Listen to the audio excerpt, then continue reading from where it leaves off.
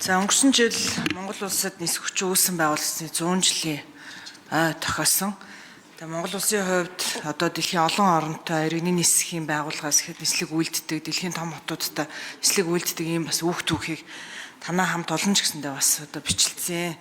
Би нэг хэд хэдэн асуултыг асуух гэсэн. За нэгдүгээрт агаарын нислэгийн хөдөлгөөний удирдлагыг хэн хариуцах вэ? Энэ хуулийн дагуу нэг л тодорхойгүй харагдаад байна. Одоогоор бол нислэгийн хөдөлгөөний үйлчлэгээний алба иргэний нисхийн ерөнхий газрын харьяа энэ байгууллагаас зохион байгуулдаг. Тэгэхээр үргэлжлүүлээд танах тусдаа юм хөдөлгөөний албатай болно гэсэн үг үү? Эсвэл энэ хөдөлгөөний албанаас үргэлжлүүлэн одоо хийн гэсэн үг үү?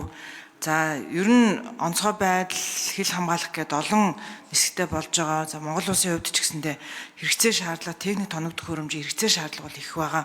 Нислэгийн хөдөлгөөний үйлчлэгээний албыг техник тоногдох хөрөмж сайжруулах дээр олон улсын жишгт нэмэгдүүлэх дээр та бүхэн хамтарч ажилтгүү, дэмжлэг үзүүлдэггүй. За дээрэс нь дайчилгааны тухай хуулийн 12-оор нисэх онгоцыг өмчийн хэлбэр үл харгалзан бас дайчлах бас байгаа бах.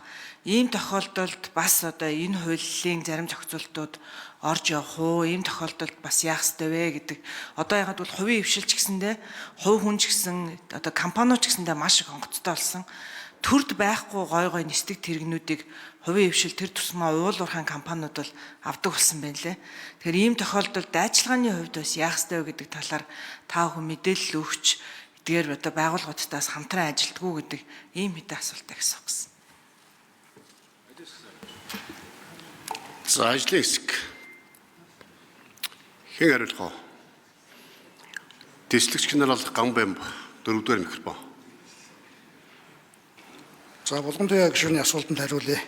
Агаарын удирдлагын хөдөлгөөний асуудлыг бол бид иргэний нисхийн ерөнхий газартай хамтын ажиллагааны журам бид хамтран ажиллах журам. Тэр журмын хүрээнд одоо энэ удирдлага зохицуултыг хийгээд явж байгаа. За дайчилгааны тухайд бол 50 цагт дайчилгааны тухай хууль заасны дагуу нисэх хэрэгслийг оногдуулан бүртгэсэн байдаг.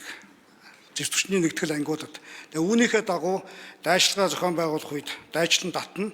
Мөн Монгол улсын ерөнхийлөгчийн батлсан журмын дагуу дайчлан татаад ажиллагаанд ашигласны дараагаар нөхөн олгоор олгох одоо тийм зохицуулттай. Тэгээ журамтай байна. Хариулт дуслаа. За гишүүд асуулт хуулийн